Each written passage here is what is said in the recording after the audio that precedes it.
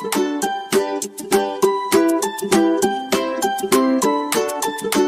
Everyone and welcome to white board champions. मेरा नाम है सची भल्ला और इस वीडियो में हम डिस्कस करने जा रहे हैं meaning of commerce and features of commerce, meaning of trade and types of trades, meaning of auxiliaries to trade and types of auxiliaries to trade. अगर आपको मेरी ये वीडियो पसंद आए तो प्लीज इसे लाइक कीजिएगा, मेरे चैनल को सब्सक्राइब कीजिएगा और ज्यादा से ज्यादा इस वीडियो को शेयर कीजिएगा। तो शुरू करते हैं। Meaning of commerce: buying and selling of goods on a large scale. Two types of activities are included in commerce: trade and auxiliaries to trade। यानी कॉमर्स का मतलब होता है लार्ज स्केल्स पर कमोडिटी को एक्सचेंज करना यानी खरीदना और बेचना। और इस कॉमर्स में two types of activities included होती हैं: trade and auxiliaries to trade. Trade यानी buying and selling of goods.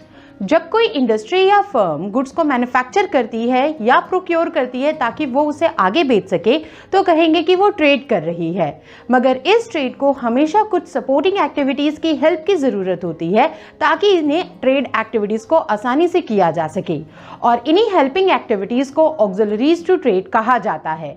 इससे ऑक्सिलरीज टू ट्रेड की डेफिनेशन बनती है: activities that are required to facilitate the purchase and sale of goods.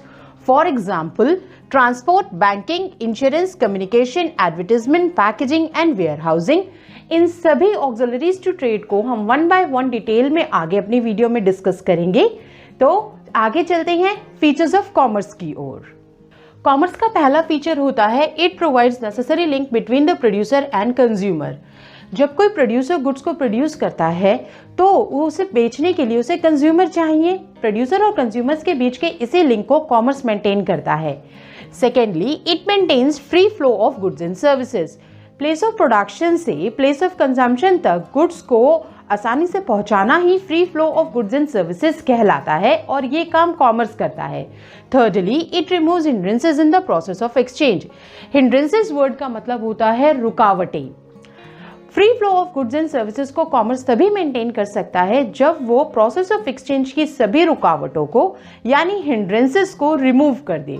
और ये hindrances of trade कहलाती हैं, जो अलग अलग तरीके की हो सकती हैं, जैसे कि hindrance of person, hindrance of place, hindrance of time, hindrance of risk of damage, hindrance of finance and hindrance of information. पहला हिंड्रेंस ऑफ ट्रेड होता है hindrance of person, which is removed by trade, thereby makes goods available to consumer from producer। Producer से consumer तक goods को पहुंचाने में जो भी रुकावटें आती हैं उन्हें हिंड्रेंस ऑफ पर्सन कहा जाता है, जिसे ट्रेड के द्वारा रिमूव किया जाता है ताकि सभी प्रकार के गुड्स कंज्यूमर को आसानी से मिल सके। सेकेंड हिंड्रेंस ऑफ ट्रेड होता है hindrance of place, which is removed by transport, thereby move goods from the place of production to the place of sale. Goods की प्रोडक्शन फैक्ट्रीज में करी जाती है मगर उन्हें बेचा मार्केट में जाता है, तो गुड्स को मार्केट तक पहुंचाने का काम ट्रांसपोर्ट करता है। यानी हिंड्रेंस ऑफ प्लेस को ट्रांसपोर्टेशन की फैसिलिटीज के द्वारा रिमूव किया जाता है। थर्ड हिंड्रेंस ऑफ ट्रेड होती है hindrance of time, which is removed by storage and ware housing, thereby facilitate holding of stock of goods to be sold as and when required. Goods की production के बाद next important thing होती है goods को store करना ताकि demand आने पर सही समय पर उन्हें उचित दामों पर बेचा जा सके। इसीलिए हिंड्रेंस ऑफ टाइम को स्टोरेज एंड वेयर हाउसिंग की फैसिलिटीज के द्वारा रिमूव किया जाता है। फोर्थ हिंड्रेंस ऑफ ट्रेड होता है hindrance of risk of damage, which is removed by insurance facilities, thereby protects goods, reduces risk of loss or damage due to theft, fire and accidents। Goods को जब भी where houses में store किया जाता है या एक प्लेस से दूसरी प्लेस पे ट्रांसपोर्ट किया जाता है तो हमेशा इस चीज़ का रिस्क रहता है कि कहीं फायर, थेफ्ट या एक्सीडेंट्स के कारण गुड्स जो हैं वो डिसडैमेज ना हो जाए। इसे hindrance of risk of damage कहा जाता है, जिसे इंश्योरेंस फैसिलिटीज के द्वारा रिमूव किया जाता है। फिफ्थ हिंड्रेंस ऑफ ट्रेड होता है hindrance of finance, which is removed bye banking and finance institution, thereby provides necessary finance. Businessman को अपने गुड्स की प्रोडक्शन, डिस्ट्रीब्यूशन और सेल के लिए हमेशा कैपिटल एंड फाइनेंस की जरूरत रहती है और ये फाइनेंस उसे बैंकिंग और फाइनेंस इंस्टीट्यूशन के द्वारा मिलता है। इसीलिए हिंड्रेंस ऑफ फाइनेंस को बैंकिंग एंड फाइनेंस इंस्टीट्यूशन के द्वारा रिमूव किया जाता है। सिक्स्थ हिंड्रेंस ऑफ ट्रेड को हिंड्रेंस ऑफ इंफॉर्मेशन कहा जाता है। कंज्यूमर किसी भी गुड्स को तभी खरीदेगा जब उसे उस गुड्स की यूटिलिटी के बारे में जानकारी होगी। इसीलिए प्रोड्यूसर्स के लिए ये जरूरी है कि वो एडवर्टाइजमेंट्स के द्वारा अपने गुड्स की जानकारी कंज्यूमर तक पहुंचाए, और ऐसा करने के लिए वो इलेक्ट्रॉनिक मीडिया या प्रिंट मीडिया के जरिए अपने गुड्स को एडवर्टाइज करता है। इसीलिए कहा जाता है कि hindrance of information is removed bye advertisement, thereby producers inform consumers about the goods and services available in the market. चलिए आगे बढ़ते हैं और चलते हैं मीनिंग ऑफ ट्रेड की ओर। Trade refers to the sale, transfer or exchange of goods. It helps in making goods produced available to the ultimate consumer. Trade का मतलब होता है गुड्स को खरीदना और बेचना, यानी गुड्स की ओनरशिप को प्रोड्यूसर से कंज्यूमर को ट्रांसफर करना। अब टाइप्स की बात करें तो ट्रेड को दो कैटेगरीज में बांटा गया है, as an internal trade and as an external trade. Internal trade को डोमेस्टिक ट्रेड या होम ट्रेड भी कहा जाता है, and it is concern with buying and selling of goods and services within the geographical boundaries of a country. यानी अगर हम goods and services को अपने ही देश की ज्योग्राफिकल बाउंड्रीज के अंदर एक्सचेंज कर रहे हैं तो वो इंटरनल ट्रेड कहलाएगा। इस इंटरनल ट्रेड को भी फर्दर दो कैटेगरीज के अंदर बांटा गया है, as a wholesale trade and as a retail trade. Wholesale trade is the trade in which goods are purchased and sold in bulk, या बल्क यानी बहुत लार्जर क्वांटिटीज। अगर हम गुड्स को बहुत लार्ज क्वांटिटीज में परचेज या सेल कर रहे हैं तो वो होलसेल ट्रेड कहलाता है, और होलसेल ट्रेड करने वाले डीलर को होलसेलर कहा जाता है। ये होलसेलर आमतौर पर अपने आउटलेट्स को वेयर हाउसेज या इंडस्ट्रियल एरियाज के नजदीक रखते हैं ताकि लार्जर क्वांटिटीज में गुड्स को लोड और अनलोड किया जा सके। जैसे फॉर एग्जांपल अगर कोई बिल्डिंग कॉन्ट्रैक्टर है और वो बिल्डिंग बनाने के लिए सामान खरीदना चाहता है तो वो होलसेलर के पास जाएगा और उससे लार्जर क्वांटिटीज में cement, plywood, bathroom fixtures, sinks, pipe, nails etcetera खरीदेगा। On the other hand, retail trade is the trade in which goods are purchased and sold in smaller quantities. यानी जब हम स्मॉलर क्वांटिटीज में goods को purchase या cell करते हैं तो वो रिटेल ट्रेड कहलाता है, और रिटेल ट्रेड करने वाले डीलर को रिटेलर कहा जाता है। ये रिटेलर कंज्यूमर को या हाउस होल्ड को अपने गुड्स बेचता है, जैसे फॉर एग्जाम्पल शॉपकीपर्स या फिर सुपरमार्केट्स, या फिर हम इसमें कह सकते हैं फर्नीचर आउटलेट्स या फिर कंप्यूटर स्टोर। और ये सब जो जगहें होती हैं उनको इस डेकोरेटिव तरीके से तैयार किया जाता है कि वॉक इन कस्टमर को अट्रैक्ट किया जा सके, ताकि डिस्प्ले में रखे हुए गुड्स को कस्टमर देखकर पसंद कर सके और खरीद सके। रिटेल ट्रेड के अंदर हमेशा स्मॉल क्वांटिटीज के अंदर ही सामान को खरीदा और बेचा जाता है। ट्रेड की दूसरी क्लासिफिकेशन होती है एक्सटर्नल ट्रेड, जिसे फॉरेन ट्रेड भी कहा जाता है। It consist of exchange of goods and services between the persons and organisations operating in 2 और मोर कंट्रीज। जब हम गुड्स एंड सर्विसेज को 2 या 2 से ज्यादा कंट्रीज के अंदर ऑपरेट कर रहे पर्सन्स या ऑर्गेनाइजेशंस के बीच में एक्सचेंज करते हैं तो वो एक्सटर्नल ट्रेड कहलाता है। ये एक्सटर्नल ट्रेड को भी फर्दर 3 कैटेगरीज में बांटा गया है, as an import, as an export, as an interport trade.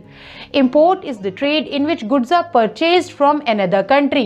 यानी जब हम गुड्स को किसी दूसरी कंट्री से परचेज कर रहे हैं तो वो कहलाता है import. On the other hand, export is the trade in which goods are sold to another country. यानी जब हम गुड्स को किसी दूसरी कंट्री को बेच रहे हैं तो वो एक्सपोर्ट्स कहलाता है। तीसरी कैटेगरी होती है interport trade, in which goods are imported for export to another country. यानी इंटरपोर्ट ट्रेड ऐसा ट्रेड होता है जिसमें हम किसी एक कंट्री से गुड्स को इंपोर्ट कर रहे हैं यानी खरीद रहे हैं इस पर्पस के लिए कि उसे फर्दर किसी दूसरी कंट्री को एक्सपोर्ट करेंगे यानी बेचेंगे, तो वो इंटरपोर्ट ट्रेड कहलाता है। तो चलिए अब चलते हैं नेक्स्ट कॉन्सेप्ट की ओर, जो कि है auxiliaries to trade. Auxiliaries to trade का मतलब होता है activities which are meant for assisting trade, यानी वो सभी एक्टिविटीज जो ट्रेड को असिस्ट करती हैं ऑक्सिलरीज टू ट्रेड कहलाती हैं, ताकि गुड्स को परचेज और सेल करने में कोई प्रॉब्लम ना हो। आमतौर पर इन एक्टिविटीज को इनके नेचर की वजह से सर्विसेज भी कहा जाता है, क्योंकि इनका मेन ऑब्जेक्टिव होता है इंडस्ट्री और ट्रेड से रिलेटेड सभी एक्टिविटीज को फैसिलिटेट करना। इंपॉर्टेंट ऑक्सिलरीज टू ट्रेड होती हैं transport and communication, banking and finance, insurance and ware housing and lastly advertisement. ये सभी auxiliaries to trade hindrance of trade को रिमूव करने में भी मदद करती हैं। अब बात करते हैं पहले ऑक्सिलरी टू ट्रेड के बारे में, जो कि होता है transport and communication. Obstacle of place is removed by transport through road, rail or coastal shipping. Communication facilitate exchange of information between producers, traders and consumers. अक्सर गुड्स की प्रोडक्शन किसी एक जगह पर करी जाती है, जैसे टी को असम में उगाया जाता है, कॉटन को गुजरात और महाराष्ट्र में और जूट को वेस्ट बंगाल और उड़ीसा में, मगर इन गुड्स की कंजम्पशन देश के हर कोने में करी जाती है। इसीलिए प्लेस ऑफ प्रोडक्शन से प्लेस ऑफ कंजम्पशन तक गुड्स को पहुंचाने का काम ट्रांसपोर्ट के जरिए किया जाता है। ऑल्सो कम्युनिकेशन मदद करता है प्रोड्यूसर, ट्रेडर और कंज्यूमर के बीच में कनेक्शन एस्टैब्लिश करने में। इसके लिए इंटरनेट सर्विसेज का, जीमेल्स का, न्यूज़पेपर्स का, इंडियन पोस्टल सर्विसेज का, टेलीफोन्स का यूज किया जाता है। सेकेंड ऑक्सिलरी टू ट्रेड होता है banking and finance. It helps to overcome problem of finance, provide facilities like overdraft, loans and advances, collection of cheque, remittances of funds etcetera. Business को जो finance की problem होती है उसे banking institutions के द्वारा सॉल्व किया जाता है। यही नहीं, बैंकिंग इंस्टीट्यूशन कई तरीके की फैसिलिटीज भी प्रोवाइड करते हैं, जैसे ओवरड्राफ्ट की, लोन्स एंड एडवांसेस की, चेक्स को हमारे बिहाफ पे कलेक्ट करने की और फंड्स को हमारे बिहाफ पे रेमिट करने की भी। थर्ड ऑक्सिलरी टू ट्रेड होता है इंश्योरेंस। अक्सर बिजनेस में कई तरह के रिस्क होते हैं, जैसे मशीनरी, फर्नीचर, फैक्ट्री बिल्डिंग को फायर या थेफ्ट का खतरा रहता है। उसी तरीके से ट्रांजिट के दौरान गुड्स को भी डैमेज होने का खतरा रहता है और एम्प्लॉयज़ को एक्सीडेंट्स या ऑक्यूपेशनल हजार्ड्स का खतरा रहता है। इन सभी प्रकार के रिस्क के अगेंस्ट इंश्योरेंस के द्वारा प्रोटेक्शन ली जा सकती है। आपको बस इतना करना है कि एक नॉमिनल प्रीमियम पे करना है और in the event of loss और डैमेज इंश्योरेंस कंपनी कॉम्पनसेशन को पे करके इस डैमेज को कवर करने में हेल्प करती है।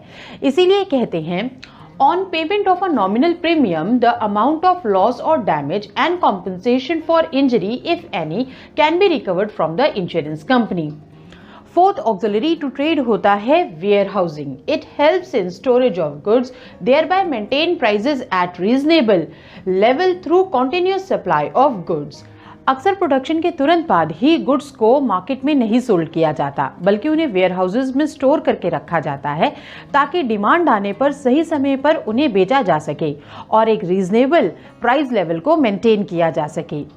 फिफ्थ और लास्ट ऑक्सिलरी टू ट्रेड होता है advertisement. It helps in providing information about available goods and services. It induces customers to buy particular goods. Numerous firm कई तरह के कंज्यूमर गुड्स को प्रोड्यूस करती हैं, जैसे ऑटोमोबाइल्स, कंप्यूटर्स, लैपटॉप्स एक्सेट्रा। इन firms के लिए ये प्रैक्टिकली इम्पॉसिबल है कि वो ईच एंड एवरी कस्टमर को कांटेक्ट करे। इसीलिए वो एडवर्टीजमेंट के द्वारा कस्टमर तक अपने प्रोडक्ट की इंफॉर्मेशन को पहुंचाती हैं और कस्टमर्स को इंड्यूस करती हैं कि वो उनके प्रोडक्ट को खरीदे। तो लर्नर्स, इस वीडियो के लिए बस इतना ही। मेरी वीडियो को लाइक और शेयर करना मत भूलिएगा और मेरे चैनल को ज़रूर सब्सक्राइब कीजिएगा ताकि इस तरह की इंफॉर्मेटिव वीडियोस आपको मिल सकें।